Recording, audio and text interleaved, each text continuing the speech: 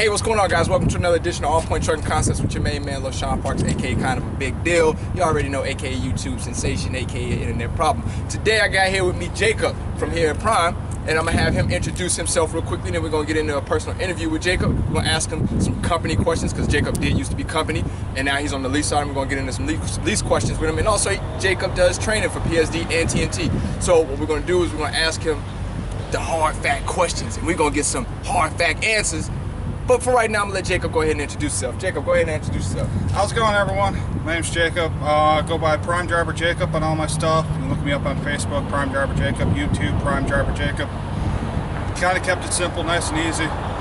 Been with Prime for almost 3 years now. Okay. Holy cow. Yeah. Company for 18 months, lease for about almost a year. I like it, man. Appreciate it. I'm a soul fan. I like it. Well, sorry about that. You know, we get people that just, you know, they want to talk to us while we're doing videos. Yeah. Okay. Next week will be my 1 year lease. Okay, nice. So I've been training for almost 2 years now. Okay. Had 18 students already. Wow, really? Yeah. Holy When I moly. first started out with company training, I just did PSD only.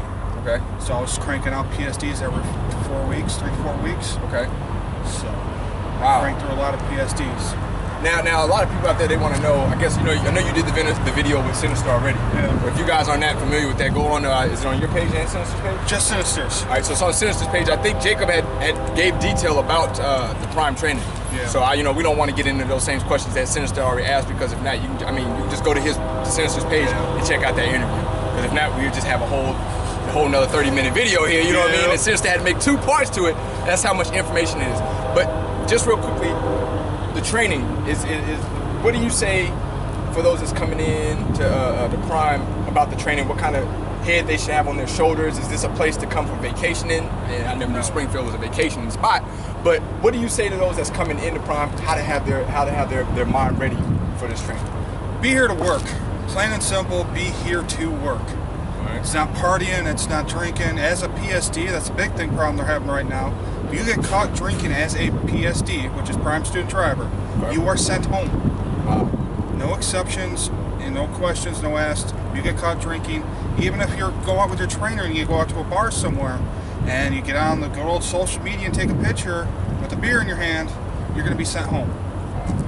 Other than that, it's the main thing to focus on right now is if you're want to come to Prime, study for that permit test before you get here. That's what I was talking with Sean, who runs the PSD and the simulator. You'll meet him. Great guy. He was one of the test examiners. Okay. And now he's in charge of a whole simulator program to get the students on how to ship. Okay. Biggest problem he's seen right now is a lot of people having issues on taking the permit test, and because you start taking that Tuesday. Okay. And you get 8 tries to pass it if you don't, but you get two tries a day. Okay. Tuesday, Wednesday, Thursday, Friday. If you don't pass by Friday, you're going to get sent home. Okay. So you need to be ready to pass that permit test before you get here. That's going to save you some headache tests. I know before you were allowed to bring your permit in and transfer it, Right. Missouri stopped that. Oh, Missouri. So this is a Missouri thing. So it doesn't matter what state you come from. Doesn't you matter can't come what- with a permit. Yeah, Missouri will not accept your permit. As of January 1st this year, Missouri will not accept any out-of-state permits.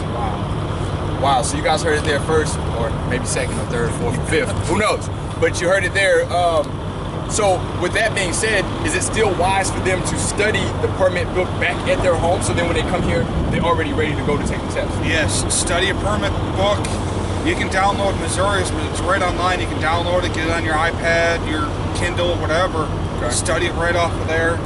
Also, get on like Christ CDL. They got the practice tests on there. I use truckingtruth.com. Okay. And that's Illinois based. It's a real thing, but it actually breaks all the segments down by like paragraph by paragraph and has questions through it. I really like the trucking truth setup, and it's all free. All you gotta do is sign up with an email. There you go, man. You just heard it. Some free information. Get yourself prepared when you come to Prime. If you're coming in for the CDL, Jacob just gave you guys some great websites. You go there, get your practice in, get your practice on, so when you get here to Prime, it's a breeze through the park. You ain't got to be one of those people that's getting held over. And like Jacob said, if you don't have it done by Friday, you get sent home. You didn't come here to vacation in Springfield. Now I know that they have something that's going on called like where they're doing it at nighttime, where if you don't pass, they do a night school. You know anything about that? It's the accelerated program. It's not if you pass. It's if when you're going through your test, you're shifting in the simulator. If you're doing really well and you pass really early and you're showing that you're helping people out, say you're struggling, but I'm getting it, so I helped you out. They notice that they'll put you in that program, you stay in Springfield. Okay. So instead of going out on the road with a trainer, you stay in Springfield. I don't know how long it is. The rule I heard was it's 2 weeks before you can test with the permit way it is now. So it might be 2 weeks that you stay here, you do night class. So you do your pre-trip, your backing, and road test all at night here. And then you just do your test once you're ready. Okay, cool deal. All right, so there you guys got it. You got a little bit of information about the nighting as well. Jacob is a great source of information.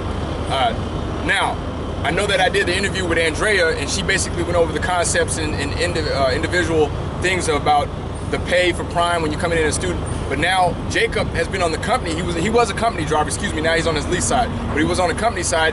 And I had a lot of people asking me about the benefits and about 401k and stuff like that. So since Jacob's on the company side, I'm gonna have him explain to you guys about the benefit package with Prime when you become a company driver, maybe the 401k, and a couple other benefits and perks to being a company driver. You wanna let him know, Jacob? Don't know too much about the 401k. Okay. Didn't look too much into that right off the bat. I know they have something set up. Not quite sure what it is. Okay. Benefits starting out are expensive. Okay. But once you hit your 1 year mark, I don't know why everything that's company's 1 year. Mm-hmm. Once you hit your 1 year mark, the price is cut in half. Okay. So I think for like family, I don't hold me to it. I think it was like $200 a month to begin with. Okay. And then once you hit your 1 year, it's down to $100. Gotcha. So it was. When we had it, we had no problems with any of the medical or anything else like that. With my wife having a kid and all that, so okay. No major problems there. I mean, costs weren't even too bad for out of pocket. So okay. I think Andrea touched on like your time off. Right. The main thing is just you gotta remember you gotta spend at least 3 weeks out before you can go home.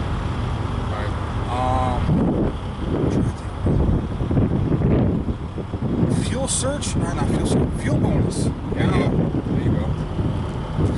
I've heard that they got away with it. Okay. Because of what the newer trucks are getting with the automatics phasing in, they're doing away with it. Last I seen it, if you were above 7.75, you get a penny per mile. Okay. And that's paid out every week, not like every quarter, every 30,000 miles. That's every week. If you get above 7.75, you get a Qualcomm message and it'll tell you what your average is. Okay. And if you're above that, you'll get how many ever cents per hour dispatch miles. That's even on your deadhead. Really? Okay. So it's kind of nice if they still got it going. I got to look into that and find out if they still got that going. Okay. Anything else on the company side that they should be aware of? Then the next big, I guess while you're thinking on that, I'll put something in the air here. A lot of people are asking, should they go straight into lease after training, or should they do a couple of months on company? You guys already know my situation. I went straight into a lease, but Jacob came from company to a lease, so I'm gonna have him let you guys know how he went about doing the transition. That's the $1 million question. Yeah, it is. That's what everyone asks. Right. I suggest if you're not business minded, go company first. Right. If you don't understand and like catch on to where the main freight zones are and where you're going to be moving, adjusting around, go company first. Kind of pay attention to all that, and also with going company first, you're going to learn how to manage your fuel, manage your expenses, and all that. Because if you've seen a lot of people jump right into lease, I just made $2,000 take home for the week, and go out and blow it. With company, you're going to be limited to, I think my average on company was like $800, $1,200 take home. That's after taxes, after benefits, after everything. Dang noisy yard truck. Yeah, you guys got to excuse all the noise. We are on the yard, so, business as usual around here. So. Yeah. So I was averaging 800, 1,200 take home every week as long as I was out running. The major difference, major nice thing about company, go home, you don't have to worry about that truck payment coming out. Right. As least you go home, you're still making that payment every day on that truck. That's right. That's right. So it's guess kind of its benefits there. I suggest at least 30 days company. Get out there, learn the company system, make sure you're comfortable with doing this because until benefits of the lease is completing that lease. Right. You want to finish that lease out. Right. So you don't want to jump into trucking if you're kind of questionable if this is what you want to do for the next 1, 2, 3, reefer is 3-year lease. Okay. I know flatbed and tankers, you guys are 4. Yep. So if you're looking at flatbed and tanker, you want to make sure this is what you want to do if you get a brand new truck for the next 4 years. Right. And make sure at home's good with it because that's where I see with some of my students is problems at home cause them to go back home. Right. Yeah. This is true. Man, that's a very valuable point that Jacob brings up, man. Try to do the company for 30 days. I mean, it's not that like you can't go back to company if leasing doesn't work for you. You can always go back. But that's a great point, man. I never thought about that. Try 30 days of just doing company driving to see if even if trucking is even for you. Yeah, make sure it's for you. Right. Because what was the saying go? This is not a job. It's not a career. It's a lifestyle. Right. You got to live and breathe this because that's your home. Yeah, that's right. That's the home. That's the home. Granted, I do have a physical home, but you spend more of your time here than you do at your physical house. Yeah. That's what it is. Yep. So now we're going to ask Jacob how him making this transition from company to lease, how he's doing in his leasing right now. I know a lot of people want to know, a lot of people get frantic and they get scared. Oh, if I make my transition from company, I don't know if I'm going to fail as a lease. What do I need to know as a lease? Oh, God. And they cram themselves with so much information in their head that they get scared of doing it. So how did you make your transition from company to lease? Oh, hold on. Damn. What did it say? Movie recording has been stopped. Okay, we gotta start the second over. Alright. Damn, one more part did we get? Alright, we'll start over. Alright, here we go. Alright, we're coming back. Alright, so everybody wants to know about how to make the transition over from company to lease. They're real scared about it, real frantic-y, real antic-y about it, and they want to know how to do it. So what Jacob's going to do is he's going to explain. I'm going to have Jacob explain to you guys how he made his transition from being company to lease and how he's doing in his lease. How'd you do it? Mine was kind of a special circumstance. Okay. I was sitting there thinking about it for about 2 months. I was parked at the Pilot in Murfreesboro. Wow. Because I can walk home from there. Okay. That's when I was running company out of Shelbyville. I was running the Walmart dedicated. Yep. And I was training out of there. Okay. Well, one day, someone decided to try and blindside back in next to my bobtail. Okay. And tore up the whole passenger side of my truck. Wow. So I'm like, well, I got to go back in. The truck's going to be in the shop for however long to get all this body damage. I'm sitting there thinking about going lease. I'm like, I'm just going to do it. Okay. Went in, talked to my fleet manager, switched over, did lease. I went. Kind of nice thing is I did train on the lease side. So my trainer was a lease trainer. Okay. So I was able to just talk to. I always kept contact, kept up that good relationship with him. Even though I was company on someone else's board, that way when I switched over, I was able to jump right back on his board. Okay. As far as I'm doing, the only time I've had bad weeks is when I go home. Right. Other than that, as long as I'm turning miles, I'm making money. Right. I mean, sometimes you get aggravated because you'll be sitting for a couple days. I've had a weekend. I've got empty on Friday night and didn't pick up a load until Monday afternoon. Okay. It just kind of, it sucks. I won't lie. It fucking sucks. Right. But you got to take the good with the bad. That's right. Make sure your fleet manager knows that you've been sitting. He's going to look after you. As long as you got to keep that good relationship with your fleet manager.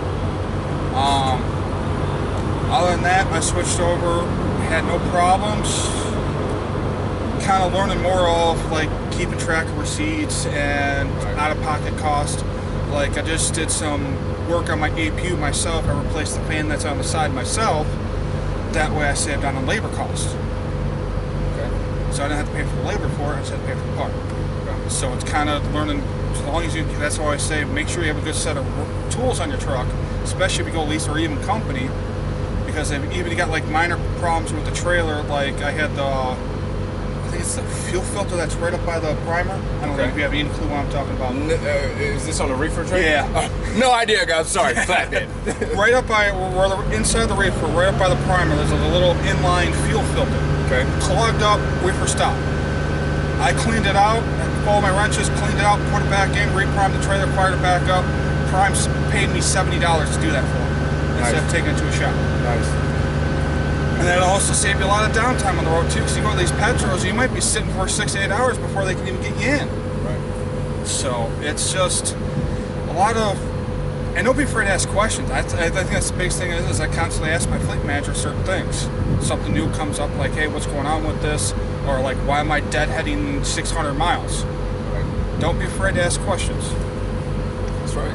Don't be afraid to ask questions, man. So before we get ready to wrap the video up, hope you guys learned a lot of information from this video. We got Jacob here, he's on the refrigeration side. So just to give you guys a breakdown, if you guys were late in the video or you missed the whole video, you were sleeping, I don't know. If you just now woke up, what we did was we gave a breakdown about the training. Jacob gave a breakdown about the training. Jacob gave a breakdown about being on the company side, benefits, stuff like that. He also gave a breakdown of how to make how he made his transition from being a company driver to a lease driver, and he's talking about how he's doing on the lease side. Now, last question I want to give him. Are you making more money on the lease side than you was on the company side, or is it about break even? Solo, I make a bit more. Okay. Because they don't take your taxes out. You're in charge of your own taxes, at least.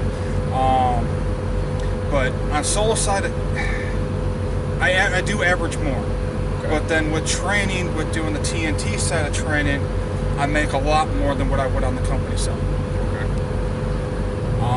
So solo company, you make more than as a solo lease driver? I'd say solo lease, you make a bit more. Solo lease, you make a little bit more. As long as everything's running okay. If you're constantly in the shop... i.e., example, hey, y'all already know though, I'm getting rid of this truck. I can't wait till July 13th. I'm gonna be riding Freightliner, so it's all good. But yeah. If you're constantly in the shop, that comes out of your pocket, right. And that's where you're going to be making more as a company because you're not getting killed on that. Right. But as solo lease, I've been doing good. Training, made PSD part, you kind of break even, except when you sit here to test out. Exactly.